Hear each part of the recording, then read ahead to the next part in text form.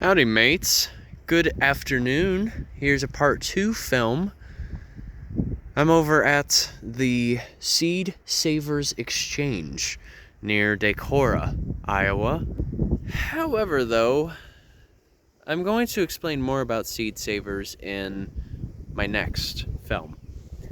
But rather, where I'm at, okay, sure, it looks like it's just another little brook, but there's a catch.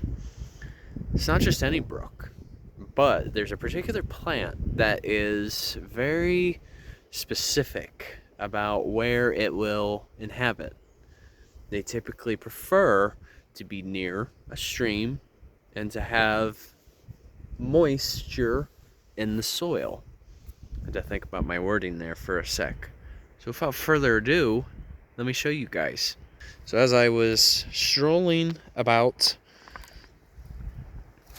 I had stumbled upon what is known as the skunk cabbage. Now, these are usually one of the earliest plants to emerge in the spring. They will typically start to rise even as early as late February, when the ground is still frozen.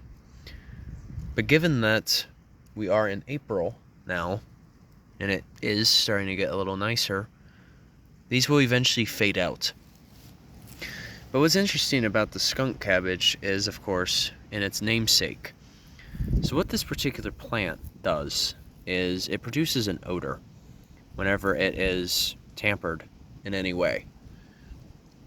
And the smell resembles highly that of a skunk feeling threatened. Very similar smell. And so that's how it gets its name. And also the fact that the texture of it is very similar to cabbage. So put two and two together, skunk cabbage. Now, the way how the plant is assembled is quite different.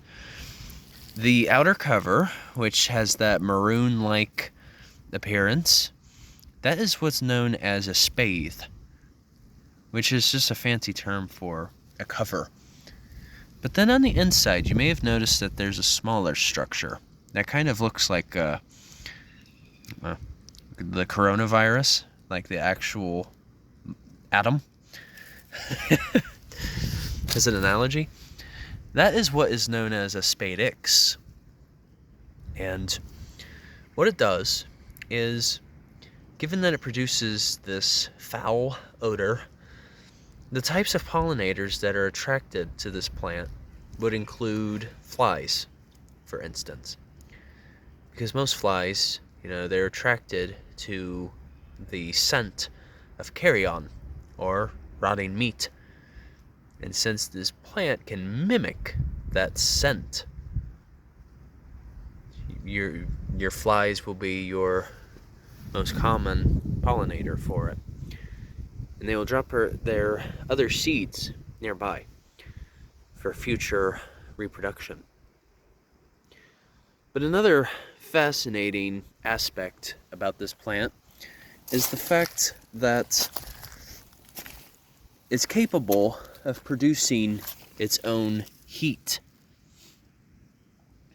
So this plant can actually reach up to 70 degrees Fahrenheit with its structure.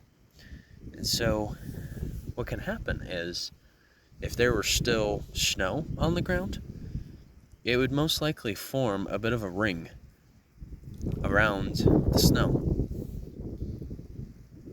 And having that characteristic is what makes them one of the first risers, even before spring happens. But just so you know, most wildlife tends to avoid this plant.